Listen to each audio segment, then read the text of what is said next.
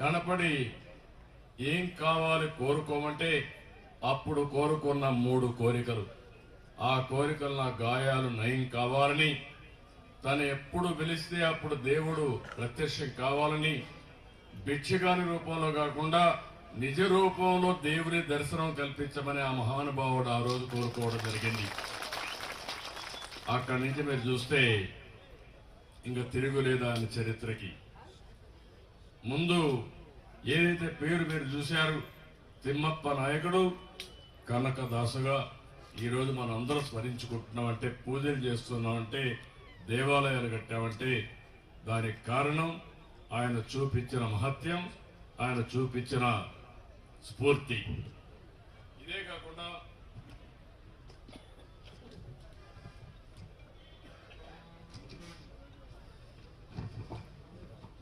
ఇంకొక పక్కన చూస్తే కొన్ని ఆ రోజుట్లోనే ఎంత నాలెడ్జ్ ఉందంటే, ఎంత చరిత్ర ఉందంటే, కుల వ్యవస్థ మీద రాజీ లేని పోరాటం చేశాడు. అలాంటి రాజీ లేని పోరాటం చేసి రామధ్యాన చరిత్రనందు వర్గ వ్యవస్థ మీద చాలా చక్కని ఉదాహరణ ఇచ్చాడు. ఆయన చెప్పింది రాగి ధాన్యం, బియ్యం ధాన్యం ఏది గొప్పదని ఒక సందేహం వచ్చింది. అప్పుడు ఆయన ఒక సూచన ఇచ్చాడు. ఈ రెండు ఒక 3 నెలలు ఒక పాత్రలో పెట్టి మీరు టెస్ట్ చేయండి, మీకే అర్థమవుతుందని. 3 నెలల తర్వాత చూస్తే రాగి అదే విధంగా ఒరిజినల్ గా ఉంది, బియ్యం మాత్రం తెల్లగా ఉండే బియ్యం రంగు మారిపోయింది. అంటే రాగే, బియ్యం బియ్యమే. అందుకే మనం చిన్నప్పుడంతా, ఇప్పుడు రోజులు మారిపోయినా కానీ అందరూ రాగి తినేవాళ్ళం. మా కుప్పం నియోజకవర్గం అయితే ఒకప్పుడు రాగే మెయిన్ ప్రధానమైన తిండి. అలాంటి చరిత్ర మళ్ళా అలాంటిది రావాలి. ఇంకో పక్క ఉడిపి సంఘటన ఇప్పుడే చెప్పాడు పారసారథి. దర్శనానికి పోయాడు, కృష్ణ భగవానుడు దర్శనానికి. అలో చెయ్యలేదు, వెనక్కి వెళ్ళాడు. అక్కడి నుంచి దేవుని ప్రార్థించాడు. సాక్షాత్తు దేవుడే ఎనుదిరిగి కనకదాసుకు దర్శనమిచ్చాడు.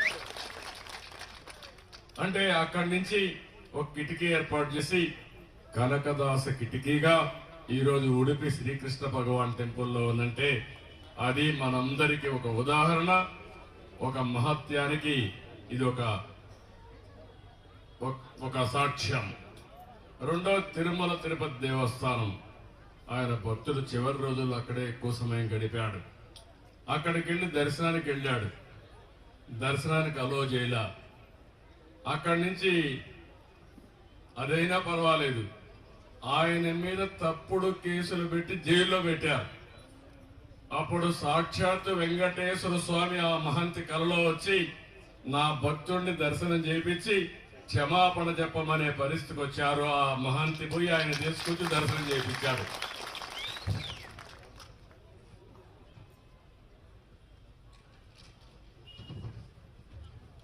ఈ 2 విషయాలు మీరు చూసినప్పుడు దీనికంటే సాక్ష్యాధారాలు అవసరంలా.